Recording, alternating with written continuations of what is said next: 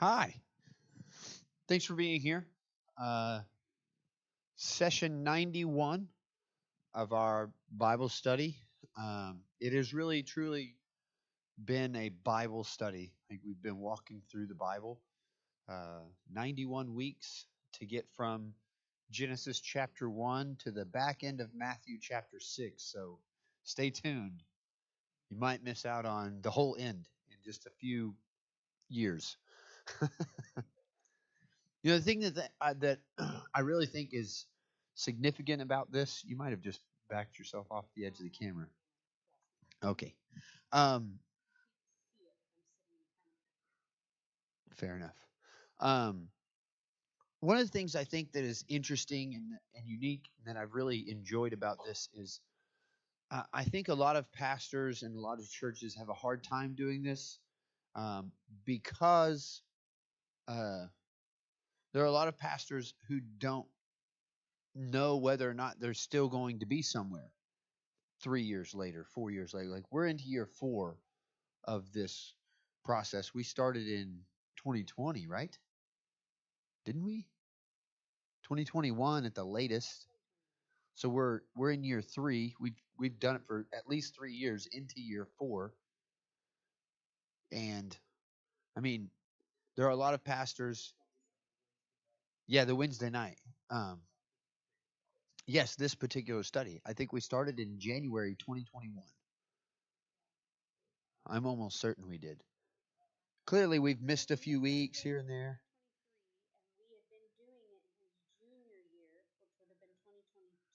21 and 20. Yeah. Yeah. We- But we've been going at this for 3 years. Yeah.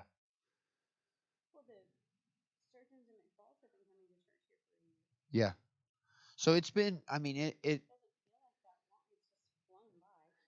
it's unique because like we've still got. It'll be next year probably before we get to Revelation and get to the back end of it. We did Revelation before that in the fall of 2020, I believe. I believe that's when we did that. And so there are the reason I say that is there's so many people who just don't know. There's a lot of pastors who are voted in as churches and they believe, hey, we need some better biblical literacy. We need some stuff that we can put together and really so we can understand the Bible. And then they struggle with actually being able to do it because they don't know 4 years later if they're even going to be there. And I mean, we're going to be into year 5 before we get through the whole Bible. And we've been very methodical and very intentional about it. And we're going to continue to be that way. And it's just a testament to the faithfulness of God more than anything. And so um, here we are in session 89, 90, 91 in uh, Matthew chapter 6. We're going to finish Matthew chapter 6 today. And this is on the backside of the Sermon on the Mount. And Jesus is teaching with rabbinical authority. And do you remember how we say that word for rabbinical authority? No, I'm not going to say it right, so you go ahead and say it. It's not Pershmika. I never say Pershmika. I know. Okay, it was the original countertop. Yeah. I say Shmiha. Shmiha is correct. Shmiha is correct. Oh, wait, Very it's good. actually correct? Yeah, Shmiha is Oh, how I you say that. Shmika. That's I what don't say said. for Shmika. Yeah, Oh, that's right. what you're saying. It's like Shmiha. Shmiha. That's correct. That is the rabbinical authority. And we talked about, you've heard it said, but I tell you, and people get so bent out of shape and they say, well, Jesus is saying something brand new. Was he saying something brand new? No. He was calling us back to our roots as what? In Exodus, he calls his people and he says, if you'll accept this covenant, I will make you a priest. Kingdom of Kingdom priests. of priests. And Jesus is only restating the intention of God from the very beginning, and he keeps he says, you've heard it said, but I tell you, and he is pushing us back towards people-focused decisions that are making us and showing us to be a what? Kingdom of priests. A kingdom of priests. And our job as priests is first and foremost to do what? Point people to Jesus. Point people to Jesus, to put God on display. And then he goes on and he says a lot of these things, and we hear this word hypocrite used quite a bit.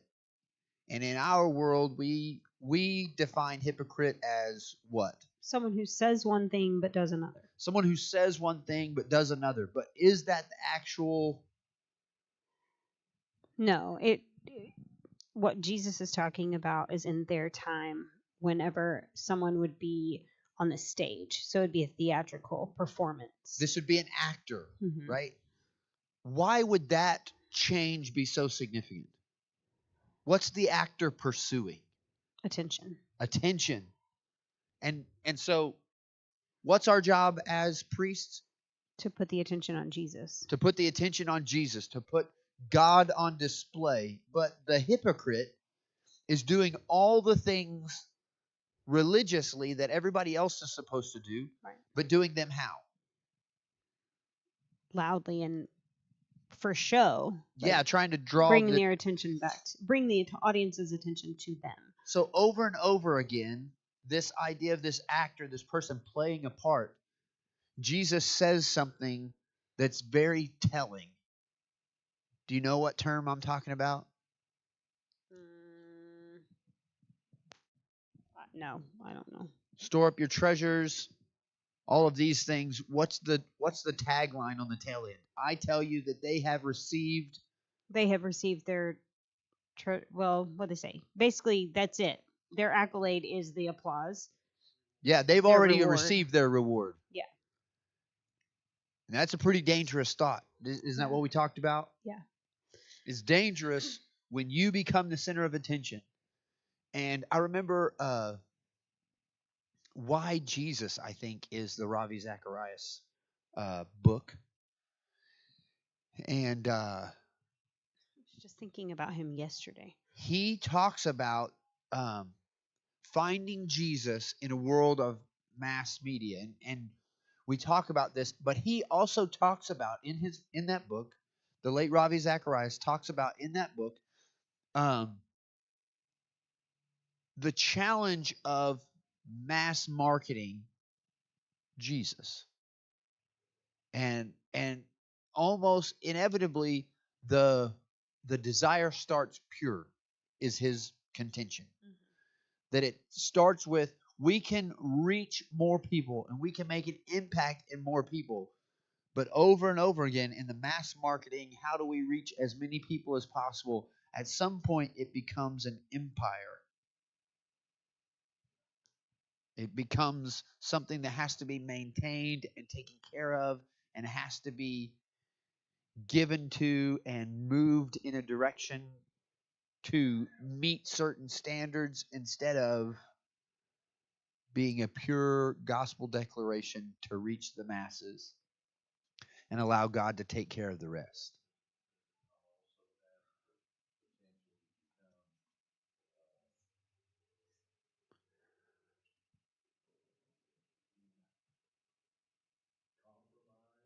Yes.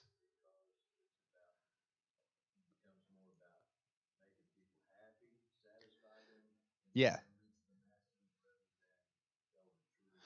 So what he just said, since you can't hear it online, is that it has the potential of being compromised to tickle ears and to make people feel accepted and connected. And we're going to talk, like that's going to bridge us into what we talk about today. And so it's really challenging spot because we have to be careful not to become a hypocrite, a person who is playing a part to demand, like to be the center of attention. Because our job as priests is to put God on display, to make God the center of attention. And then we get this, what we feel like is this strange transition And what in the English and in our context seems like a really weird transition. And we're going to get to another really strange, really seemingly out of place transition here in just a little bit. But this first transition, he transitions from this statement about hypocrites and fasting and disfiguring their face. And we talked about that, usually done with makeup. We want to be able to communicate the emotion all the way back in the back. But again, we're trying to let people know what we're doing so that they would know that I'm being righteous, and that's not the point. Jesus said, just go ahead and anoint yourself with oil, clean yourself up, act like a normal person. Don't let people know what's going on, because that's not the point. The point isn't that other people know that you're fasting and doing all this stuff for God. It's that God knows, and God, who sees in secret, will reward how? Openly. Openly. He's going to take us forward. And then it makes this weird transition. What does this talk about immediately after that? Do not lay up for yourselves treasures on earth where moth and rust destroy, and where thieves break in and steal. And then it goes on to say what? Talks about eyes somewhere, So right? treasures in heaven, and then the lamp of the body is the eye. Therefore, if your eye is good, your whole body will be full of light. And then don't serve two masters. I mean, it feels like he just keeps. He's like, and this, so and random, this, and yeah. this.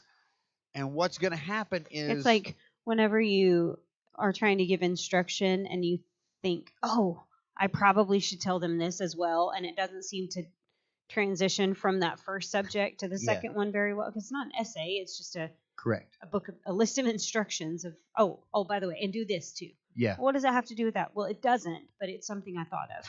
And we're going to get to how all of these things come together, and they do come together, and they come together right here. First of all, these two terms that are very rabbinical in nature. Rabbinical? Ayin ra'ah. What does that term mean? The board says bad eye. That's the bad eye. So what does it mean to have a bad eye? What did we talk about having a bad eye? When did we talk about that? Last week. Okay, well, that was when I wasn't paying attention. Okay. Clearly. I'm sitting right there. I don't remember that part. Ayin ra'ah is the bad eye. What is... So if your eye is bad, then the whole body is bad, right? Isn't that what it says? Sure. And but if your eye is good, what's the term, the rabbinical term for? Well, it doesn't say bad, it says darkness, but is that a V or an R? That's a V. Ayin Tovah. Ayin Tovah, which is a good eye. A good eye. Not baseball. Good eye, good eye. That is the only thing I keep thinking of. No, that Person didn't who even saw cross a my ball, mind. didn't swing. Good eye, good eye. Or like you just didn't swing. So that's how that works out. You'll hear it this spring. Trust me. I've said it myself. Yes. As a baseball mom. I know what you're talking about. I just did not think of that whenever you said it. So, ayin ra'ah, having a bad eye, in context of laying up treasures, they are connected. Because what does laying up treasures on earth mean? Why did the people of... Let me rephrase that question. I'm going to lead us in, we're going to find our way there a little bit different way. Why did the people of Israel start cutting the corners of their fields instead of leaving them? They thought they would run out. They thought they would run out, worry. What was God's command? To leave them. To leave them. Why? Because he would take care of them. Because he would take care of you and take care of who with it? The AOWs. The AOWs, the aliens, the orphans, and the widows. Well, that's how he was going to take care of them. The AOWs was with the corners. That's right. If you're taking everything, then who takes care of them? So this idea of taking care of things and leaving the edges and not... It's about what? Someone else. It's about someone else. And what's the second thing that it might be about? Well, why would you cut that corner? Why wouldn't you leave that corner for those people? What's that worth? That is a value, right? Mm-hmm. That grain, that barley, that wheat, it's a value. Everybody loves to just give stuff away and not, right? Every business person, every commercial farmer, every family making money goes and surviving goes, you know what? If I just worked, like I know I should take this day off, but if I just worked, got a great friend. This is how if I just I mean I'm supposed to be off, my family's not around or my family's got stuff to do. If I just work this day, I'll make like this much more, right? If I was able to harvest that area, all four of these corners of my field instead of leaving them, I mean that's like 6 more bushels of grain every year. I can make a little bit more money, right? So it's not just about other people and the people thing. What else is it about? Greed, Mm-hmm. selfishness, I didn't know worry. that's where you're trying to get me to go. I didn't know Well, that. I can Sorry. sell those anyway. Yeah. Then just say, what is that called? What is that known as? So Not we've what got else a is it? so we've got a bad eye, and that bad eye is consumed with worry and doubt and fear, and we're going to get to even more of that, and we're going to see how this connects all of these things that we're looking at. God says, "Lay up for yourself treasures in heaven and not treasures on earth." Why would we store up for ourselves treasures on earth? Well, things might go bad, right? Why should we wash our tin foil so we can reuse it? Because they might not have any more at the store. Because they might not have any more at the store. You never know when the next Great Depression is going to hit. It's going to come like a storm, and we're going to be in trouble. And it's like, well, yeah. Yeah, if aliens get too close and you need a tinfoil hat, you better have it. It better be clean. Uh,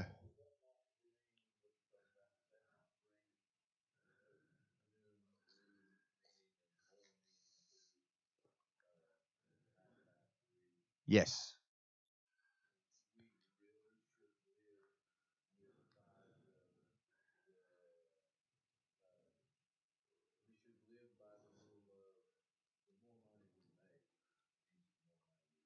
Yes. The more money we make, the more money we can give. And here's the thing if you have a bad eye, and we're going to really get to this in just a minute. But if you have a bad eye and it's all about you, like you're really worried about taking care of you, right? But then what would be a good eye? Does this work? Is before I get there, does this work? Like we talked about the cutting the edges of the fields, not leaving that stuff and not following those instructions. Did that work for the people of Israel? Like was that something that just like really carried on?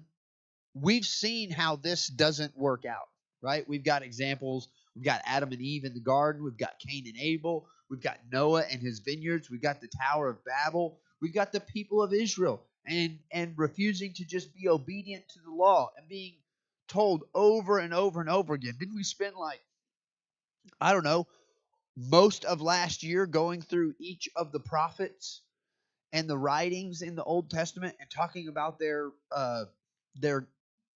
core and their main concept of their communication. And overwhelmingly, it was like, hey, you're forgetting to do these little things of obedience. Yes.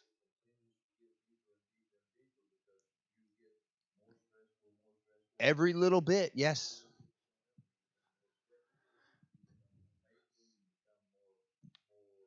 Because there's never enough, right? There's never enough.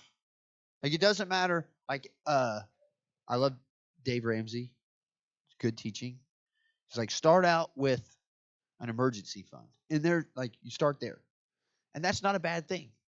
And then start compounding to pay off debts and try to get not just a basic emergency fund, but try to get a month and 3 months worth of bills in savings and work on a cash basis. All these things good.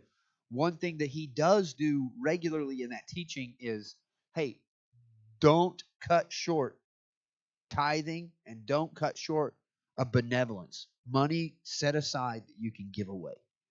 You've got to have money, not just to spend, but you have to have money to give away. And the challenge that we run into is we get caught up in that, and then we get so focused on building up the reserve and having a safety net that we miss something. And what happens is we're falling into ayin ra'ah, and we're missing ayin tova, the good eye, because now we're trying to be light, right? Matthew chapter 5, let your light shine before men. Be a city on a hill, a light on a lampstand, all of these things. And so if a bad eye is centered around worry and fear and self-preservation and self-care, then what would a good eye be? Where would that be? If this is centered around worry and selfishness, what's that one going to be? Probably the opposite. So what would be the opposite? Opposite of worry would be peace. Peace and what was the other one you said? Trust. So then selflessness. Yeah. So trust, somebody said, compassion, mercy, all the good things. All of these things are good. Mm-hmm. And all of these things point us back to somewhere where we started. Yeah. Right? Oh, worry, trust. I see that one. So worry equals ayin ra'ah. Trust is ayin tova. Okay. And it seems like Jesus, again, is pointing us back to the beginning. What did we say about Genesis chapter 1? What was the whole point of that? The creation story. Trust the story. Trust the story.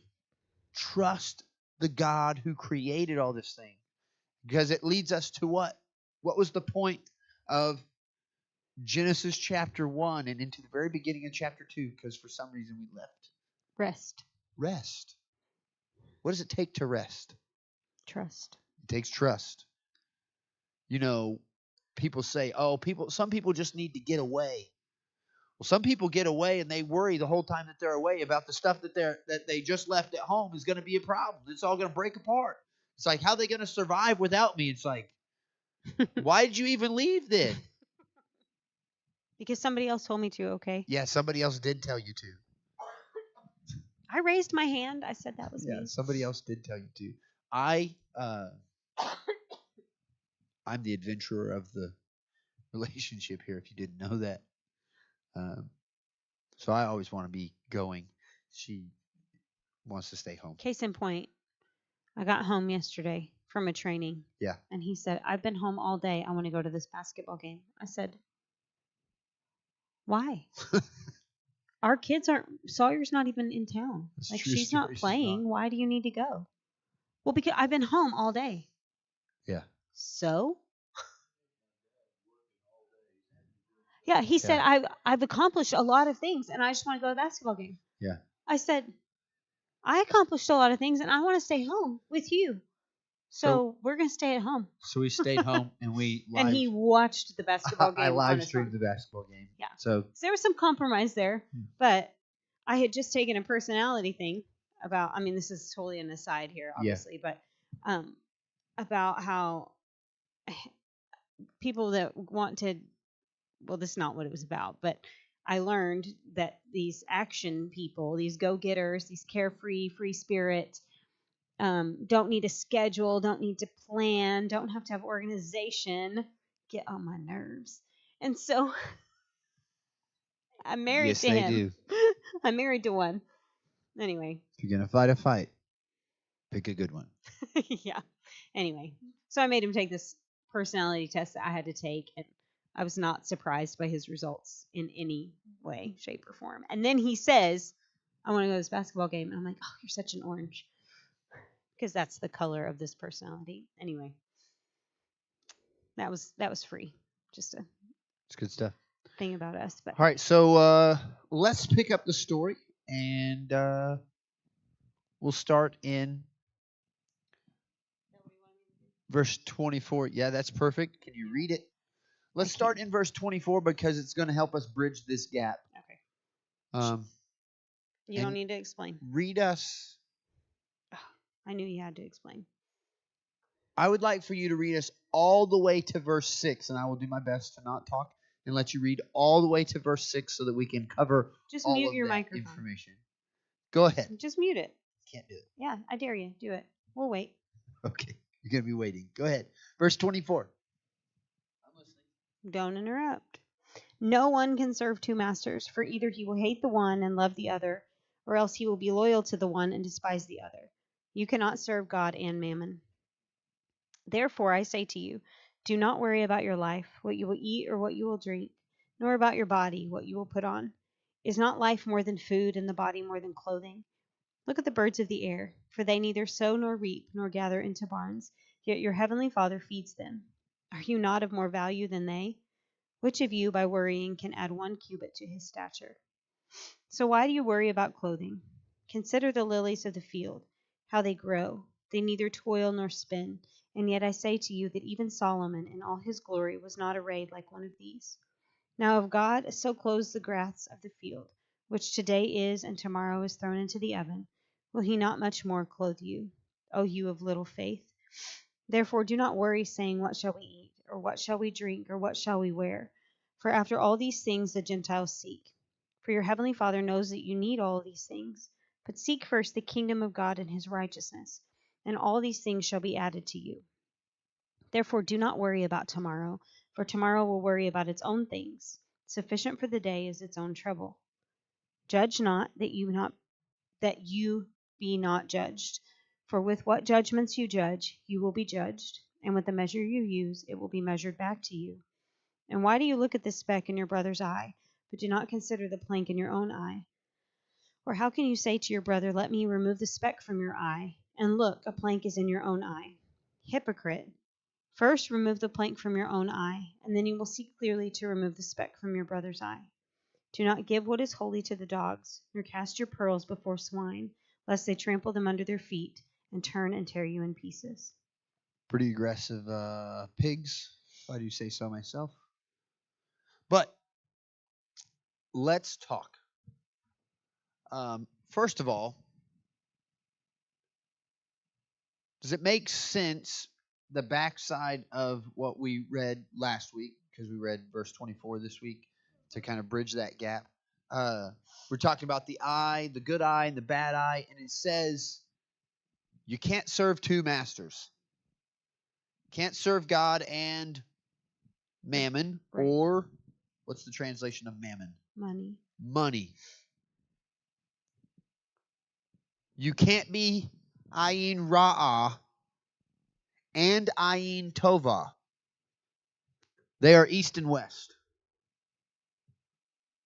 You can't go far enough in ayin ra'ah that you find yourself to ayin tova.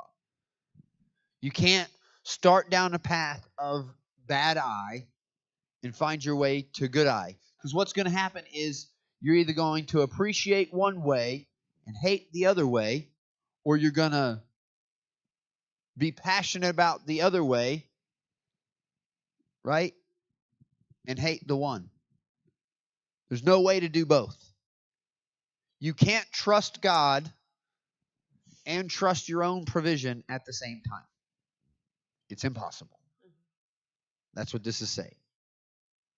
And it matters, and it does have its connection in the eye conversation, right? Okay.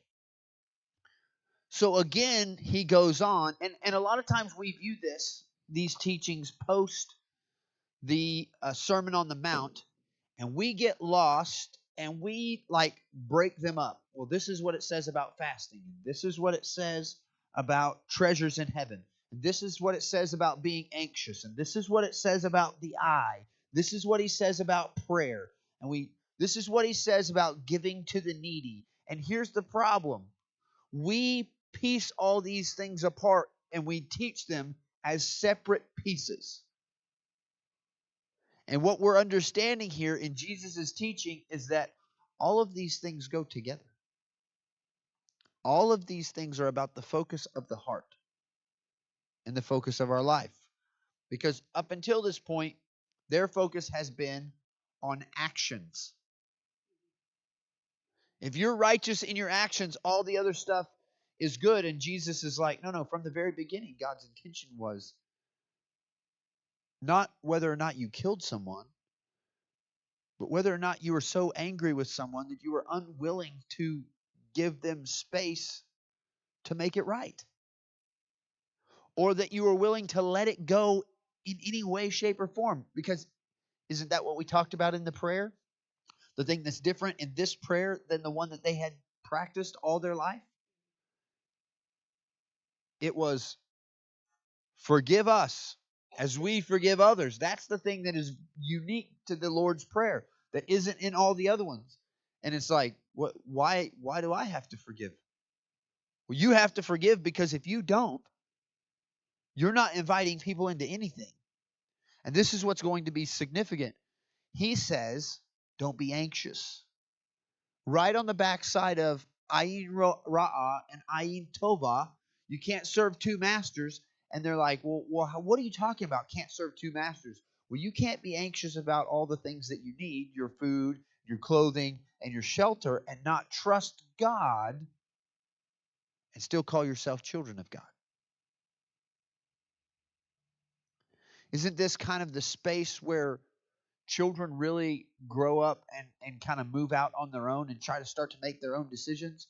This is like, speaking of the Great Depression, this is really the thing that was stolen from that generation of young people.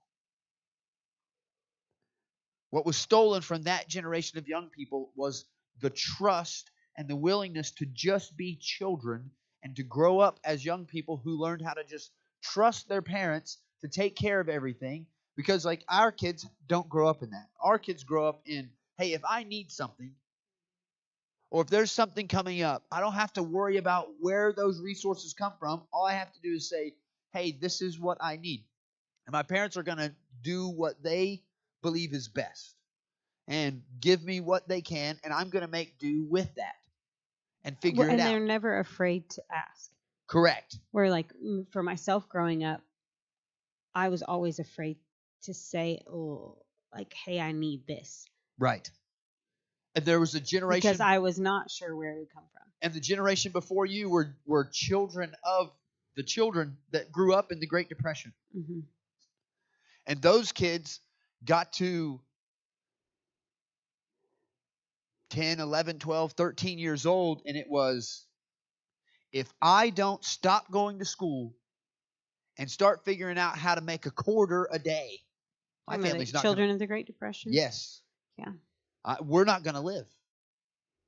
Like, we're all going to die of starvation if I don't figure out how to bring some type of money or find something of value that's going to bring food in. Mm-hmm. Even if I work all day and all they do is pay me with a loaf of bread, that's a loaf of bread my family didn't have. And kids felt that responsibility. And that's really the transition from the trust of childhood to the responsibility of and anxiousness of, how are we going to take care of all this? Mm-hmm. And that transition is a hard transition to be a part of. And this is what God is saying. Hey, I want you to be children. I want you to be my children. I want you to trust me. I want you to come to me. I want you to rely on me. I want you to trust the story and trust my leadership and not worry and stress over, because your life is more than all those things that you worry and stress over. What's our main stress as parents? Our kids. Our kids. And what are we going to feed them? Are we going to be able to protect them? Are we going to clothe them? Like, right. Well, I was just saying it's all encompassing. Yeah, it does. It is all encompassing. Whatever that comes with, it's our kids. So if God is our Father and He says, I'm a great provider, mm-hmm. if you'll just trust me, yeah, then why would we try to just figure out how to do it on our own? Yeah. Because when we lean into us doing it, what happens? We find our way here, right? Yeah. It's that bad eye. It is, God, I know what you're doing. I know what you're capable of. I see all the things that you're able to do. Does that go back to that childlike faith verse? Yes. Because I think if I would trust the Lord the way that my kids trust me, I mean, even our older kids trust that. Yeah, and well, they'll do it. Yeah. Oh, okay. And when it all comes down to it, it's like know. hey, this is what I'm asking for, mm-hmm. and I'm just gonna I'm not going to worry about it. I'm just going to Yeah. move on like that's exactly what's going to happen. Like Mhm. whatever I need, whatever's right, you're going to take care of. And he says, who by worrying added a measure to their life at all Right. or to their stature?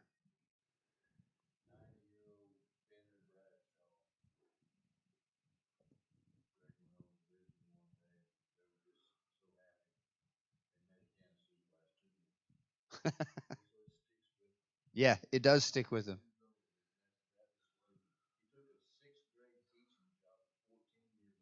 Sixth grade teaching job at 14? He just barely finished 6th grade at that point. Wow. What year was my Gami born? 1920 what? So she'd been 7 years old when the Great Depression hit. She would 1929. have been 102 if she was born in 1922. She would have been 102 years old yesterday. So then it goes on, verse 32. Verse 32. When Jesus says Gentiles, positive, negative connotation. Oh no, she was born 27. Oh, so she not was quite 100. Yeah. She was 2. Should have been 2 at the time of the Great Depression. So she would have been 97 yesterday.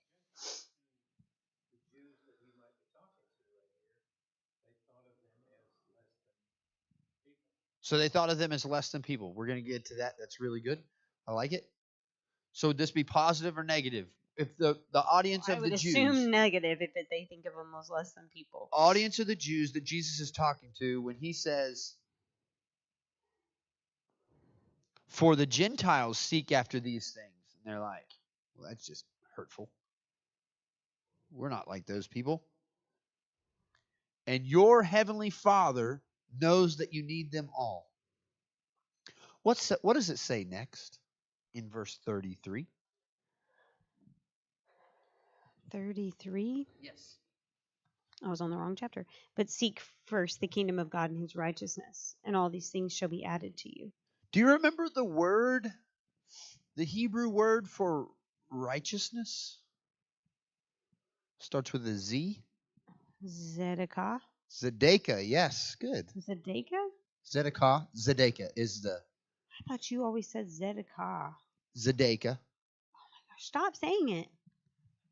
They'd have a Zedekah box. Then what was the something akah that you would say? Ze'ekah, the cry. Okay, so the other one definitely would not be that. It would be Zedekah. No, Zedekah. Okay, but that was not bad for me. That was very good. They'd have a Zedekah box. It's not literally translated righteousness. What is it translated to? Zedekah box. They'd put money in this Zedekah box. And what was it used for? Why would they carry it with them?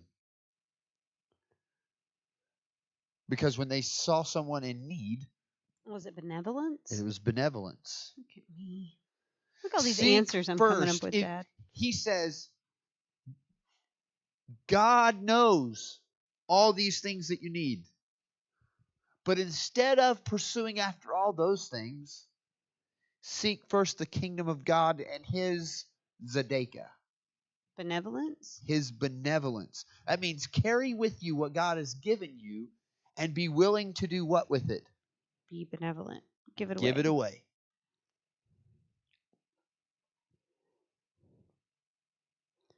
Therefore, do not be anxious. And he says, be willing to give it away, and then what's going to happen?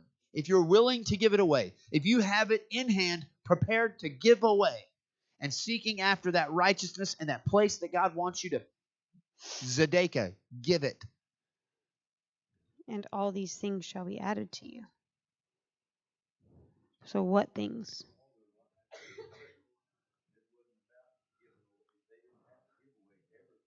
That's right. Just the corners. That's right. It's not even, that's right. It's not about giving away everything. Yeah. It's not about giving away everything. It's just leave the corners. Leave the corners of your field. Welcome in the AOWs. Give them space. Take your tithe to the storehouse, God's house, constantly so that there's food. I don't know about you, but in our world today, we give tithes through money because that's the primary way we're paid.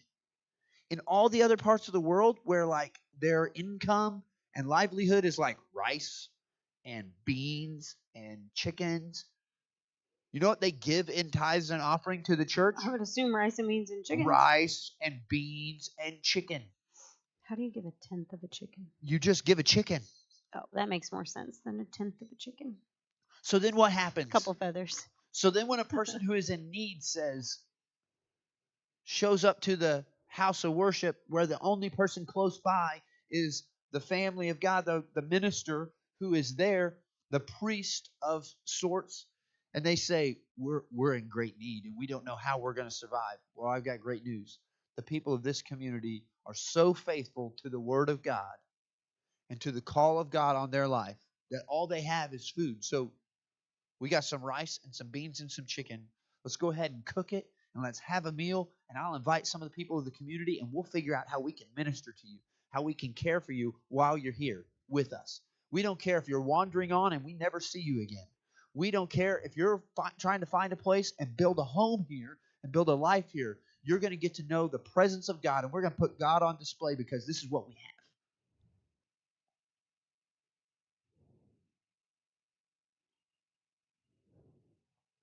But seek first the kingdom of God and His righteousness and His benevolence, His willing sacrifice. And all those other things, the clothing, the food, the shelter, all the things that you're in need of, God will give them to you. And this still has its roots here in Ayin Tovah and Ayin Ra'ah. Or do you have a good eye? Or do you have a bad eye? And I'm going to say something right now, and you're going to know exactly where this comes from. Do you have a good eye or do you have a bad eye? Are you of the order of David or are you of the order of Saul? Oh, yeah. They say that about eyes in there? No, not exactly, but it is very appropriate. Here's how this works in the Tale of Three Kings. Are you Ayin Tovah or are you Ayin Ra'ah? This isn't actually from that, but I'm making it appropriate to what we're talking about. Do you have a good eye or do you have a bad eye? And in the Tale of Three Kings, he would say, only God knows. And he's not telling. And there's a reason I bring that up. So seeking after righteousness is tzedakah. Mm-hmm. It is benevolence. And he moves on. Or so we think. And he starts talking about this. Judge not, lest you be judged. We're going to come back to that. Everybody loves. We love to quote that one. Maybe outside of John 3:16, maybe one of the most quoted verses I've ever heard. From Christians and non-Christians. Usually it is a justification of whatever they're doing. Right? Is that how you've most heard it? People who are making a statement and they're like, you can't judge me. It says judge. Judge not, lest you be judged. And it's like, okay, is that just you're saying you can do whatever you want and I don't have a say in it? Which is, kind of true, but we're going to get back to that. For with the judgment you pronounce, you will be judged, and with the measure you use, it will be measured to you. Why do you see this speck in your brother's eye? Now we're back to eyes again. But not notice the log or the plank that's in your own eye? Or how can you say to your brother, let me take the speck out of your eye when there is a log in your own eye? You hypocrite. Hypocrite. You're an actor. First take the log out of your own eye, then you will see clearly to take the speck out of your brother's eye. And we're like, eye is kind of an important deal. And what is happening now? We get this: do not give to dogs what is holy, and do not throw your pearls before pigs, lest they trample them underfoot and turn to attack you. This is what is happening. So let's talk about this before we get. Let's talk about pearls. What are pearls? Clam guts. Clam guts. Okay, that's good. What's kind of. What's an old saying you might have heard that involves pearls? Pearls of wisdom, says your mom. Pearls of wisdom. In the rabbinical teaching, this talks about pearls like a necklace of pearls. And so this would be a reference to rabbinical teaching. So you got this pearl of wisdom, and it's connected to this next pearl of wisdom, connected to this next rabbinical teaching, connected to this, and they all interconnect. That's what we've been doing. All of these things connect, and they all connect to one another. So it doesn't matter where you start. It's not vital where you start if you understand that all of them connect one to another all the way around, and it's a complete thing.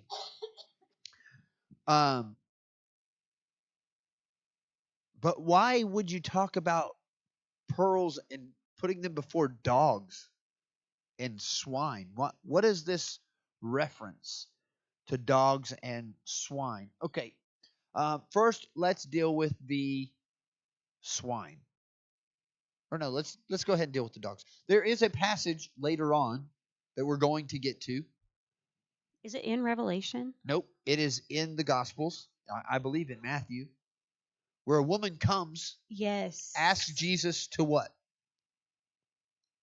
Oh gosh. To heal her daughter. Heal her daughter. Heal her kid. I believe that's right.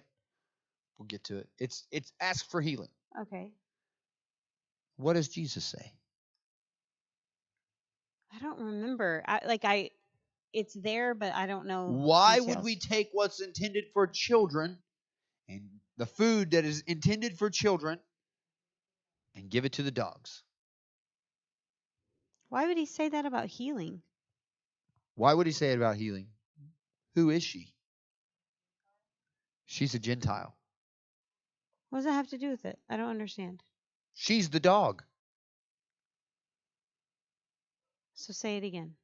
Why would you take what is meant for the children and feed it to the dogs?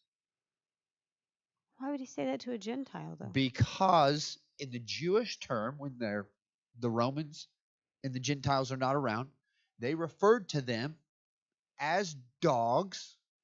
Then the second thing they referred to them as, in the Decapolis, they exported a lot of grain. That was their first major export, was grain. Do you know what their next most significant export and income crop was in the Decapolis? Pigs. Swine. Which is why the massive pigs runs off the cliff into the water. That's in the Decapolis. Kind of a big deal. People are like, well, they're going to kill me. I'm going to go tell somebody so that I don't die too. So that's where the pigs were. Literal pigs was the Decapolis. Who lived in the Decapolis? Romans. Because pigs were clean or unclean? Unclean. Unclean. Not only unclean to eat, unclean to touch, unclean to be around. I'm getting so confused. So the reference... No. So we got to define those three things. Because Jesus says, why would you take pearls? What are pearls? Wisdom. Wisdom, rabbinical teaching. Okay. Why would you take rabbinical teaching and put it before pigs? And why would you take what is holy and put it before dogs? Dogs. Why is that significant? So why would you take what is holy and put it before the Gentiles? And why would you take what's wisdom and give it to the Romans? Yes. What's the rabbinical teaching? What does it teach us? Jewish teachings? I don't know. Yeah, but what is the point of the teaching? To teach us how to be faithful to who? Jesus. Be faithful to God. Okay, God. Okay? And to be obedient to God and his leadership. Who's the God of the Gentiles? I don't know. Who's the God of the Romans? Well, I mean, I would say God. Like, God. They are polytheistic. Okay. So that means they have many. They have many gods, which in the end means they have No God. no God. So Gentiles and Romans are both polytheistic? Yes. Gentiles, Romans, every culture outside of the Jewish culture at the time had multiple gods, gods of their families. Remember we talked about this in the Old Testament? What happened when you married into these other cultures? They would bring their gods with They them. bring their gods with them. You said Gentiles, Romans, and all I could think of was countrymen, even though I know that, like, lend me your ear. Yeah. Friends, Romans.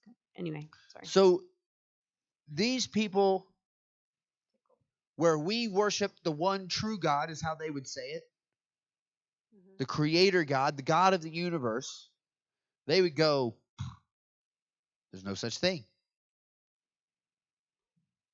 The greatest of all the gods in their worldview was who? Themselves. Themselves. Because the Herodian, not the Herodian, man, I just went blank. What did we say? It's a whole new thing. There are 4 pillars of Hellenistic lifestyle that was introduced by the Greeks, that was taken to a whole new level by the Romans. Who's the center of attention? Self. Me. I'm the center of attention. This is a really hard conversation and transition, especially with teenagers and young adults, college kids, especially if they have no real commitment and experience with the truth of Jesus.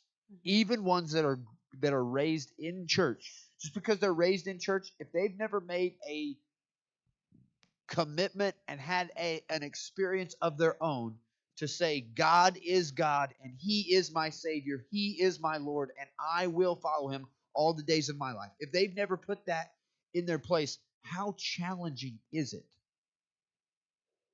to have a conversation and be like, well, this is the decision that is right to make because God says it was. His word says. And what's going to happen?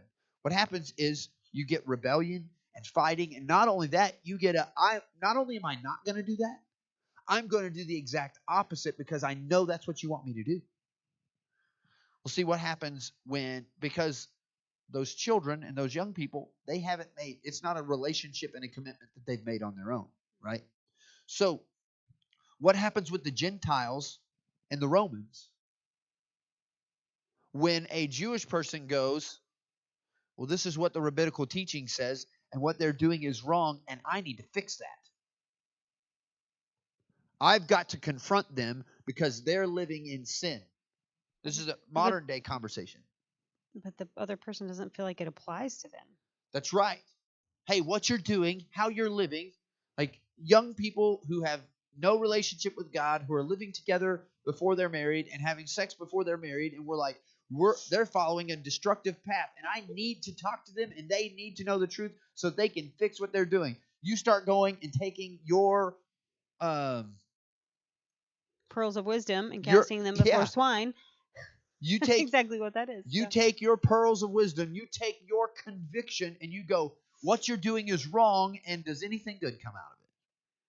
No, I mean, they might have a thought, but they're going to take your pearls, they're going to take your wisdom, they're going to take your ideas, and they're going to do one of two things. Laugh at you. They're either going to trample them in the mud and ignore them. Right. Or cast them off, I guess. I don't know. So they might listen, but not very often. Or they're probably not going to listen. They're probably instead going to turn around and start doing what? Exactly what you're telling them not to do. Attacking you. Right? Oh, okay. Yeah, there's that. Like, everybody loves to be confronted with something that's not their conviction. Yeah. What'd you say? And You hypocrite. Yeah, they're would say going that. to be they're going to very quickly, probably, they're either going to ignore you and move on and not change anything, or they're going to become very fixated on what? Yeah, whatever failures are going on. The plank in your eye. Yeah. Boy, that's a very good example. Seems like we're both. heading our way back, like we've gone to the end, Mm-hmm. and we're going to walk our way back, and it's going to look like, hey, this is all the same stuff. Mm-hmm. That makes sense. And shockingly enough, like it's really hard for me to use the swine dog language because it's very condescending. I was going to say very derogatory. Mm-hmm.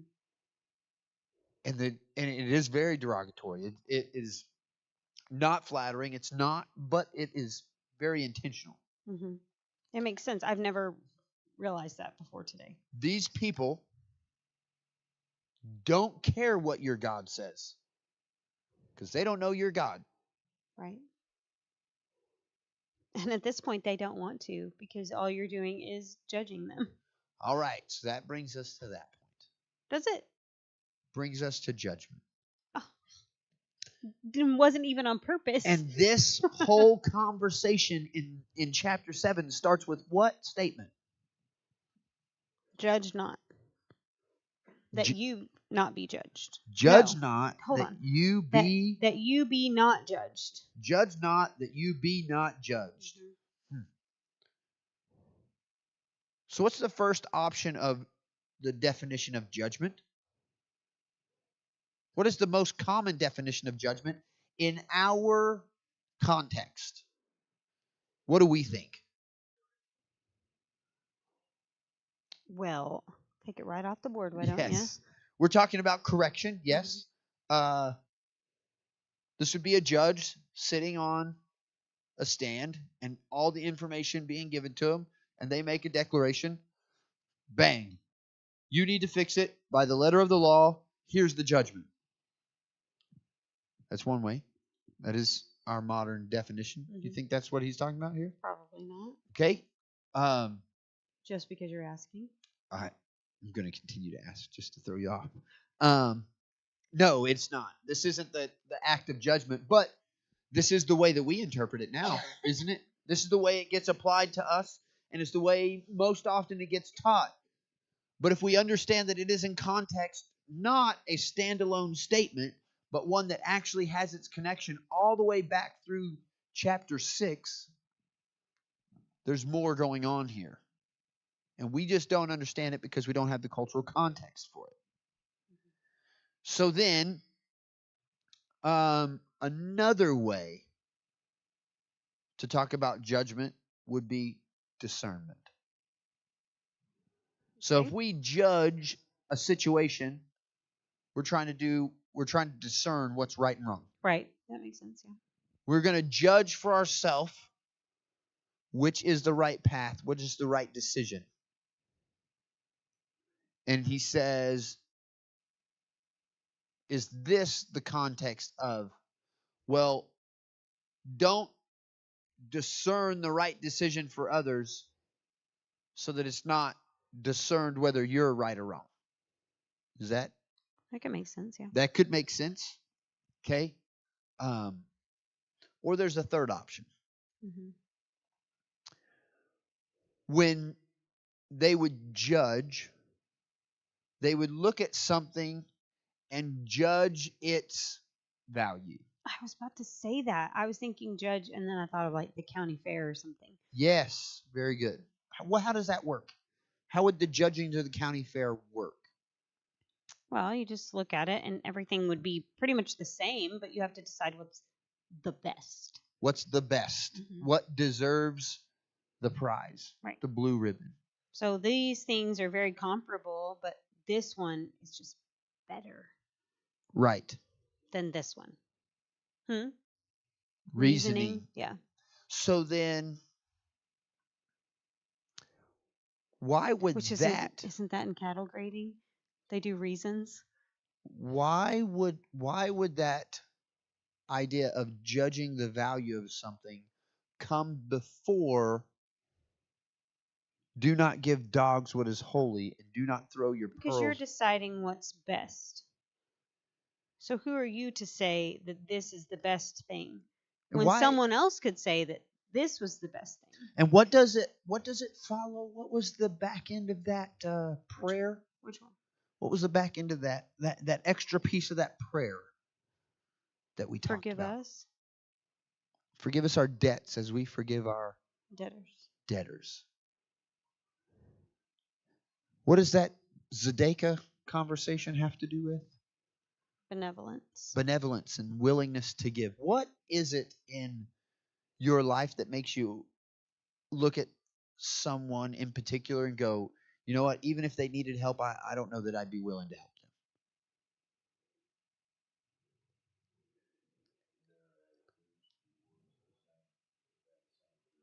The way they've treated other people?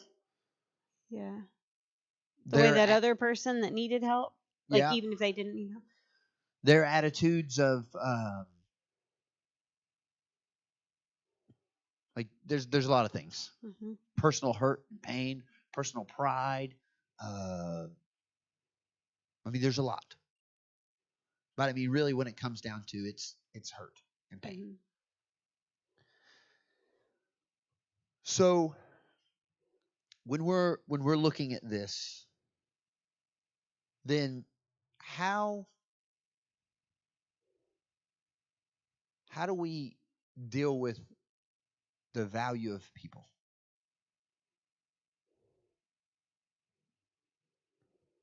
Are you actually asking me? Because God says, don't, like when we hear judge not lest you be judged,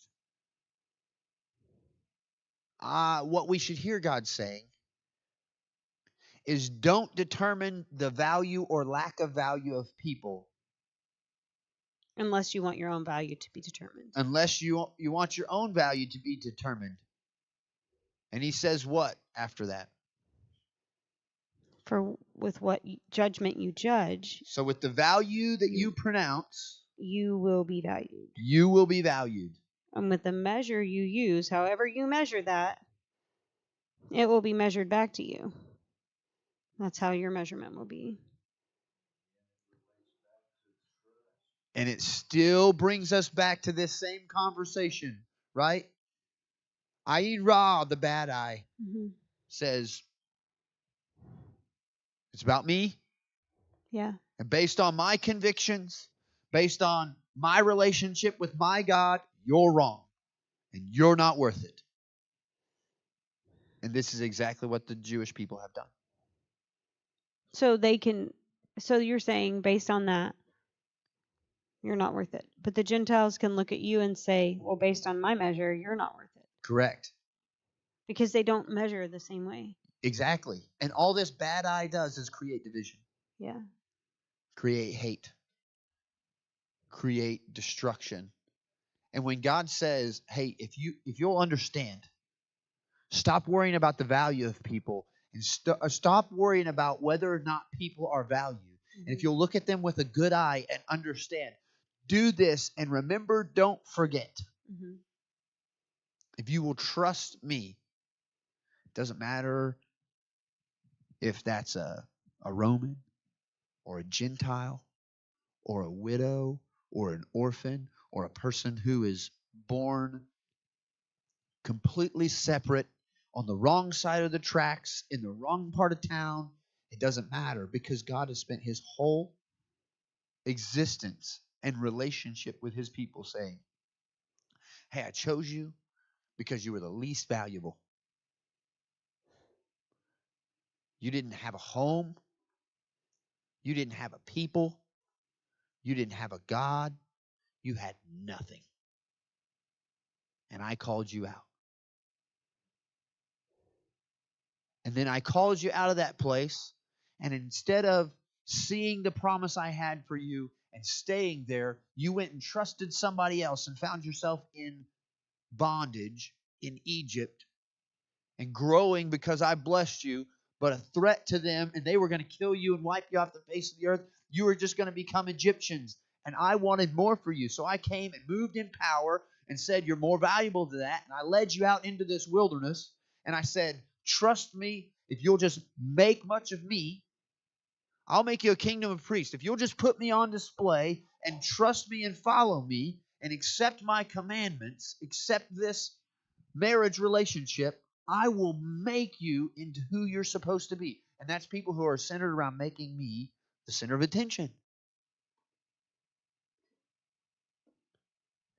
And one of the main things before you cross over into this promised land and get set up at this crossroads of the earth, which is exactly where I want you to be, I want you to remember and don't forget, you're supposed to trust the story so that you can be a blessing to all these people who are outcasts for everybody else, who are thrown aside and left to die in every other culture. They're going to find their way here because they hear about how you leave the corners of your fields, how you always have food and extra in the sacred place, that when you have a feast and a festival, that all these people who are foreigners and left out and have been told by every other culture in every other part of the world that they're not valuable, that you're going to create space and provide for them to be a part of the story, to be welcomed in. And God has spent the entirety of the Bible telling us to trust the story and welcome in the outsider and make them understand that they are valuable and they're not what everybody says about them. But somehow that message got lost into, well, we're special because we've received the promise, and so you're not. You're less than. And they took this call to inclusiveness and love and care and trust, and they created division. And when you start going down that road, there's no bridge. The divide gets greater and greater. And what we have to be careful of as believers is that we haven't fallen into this ayin ra and become, well, we got to take care of ourselves. And we have to create these boundaries so that we don't get hurt. Except for what happens when you start setting boundaries and protecting yourself is that you start excluding people from the promise and telling them that they're not enough, that they're not welcome, and that they're not valuable. And that's this idea that has strung this string of pearls all together. That God is still calling us to trust the story and to trust Him. And to not make declarations about people because God redeemed us from that pit. He brought us into this place and called us valuable when we were nothing. Paid the highest price for us, Hosea. For an unfaithful mistress. Paid the highest price like we were a choice virgin bride. And then brought us home and ministered to us to make us whole and healed. And so we have the choice of taking on the purpose of God and the sight of God and seeing things how God sees them and having ayin tovah, the good eye, or choosing to become a hypocrite and become the center of attention and have a bad eye that's selfish in nature. And the challenge is our reward is given to us here and not in heaven in the presence of God. So there's a lot for us to unpack and a lot for us to continue to have a conversation about. I hope you join us sometime in person here at 126 North.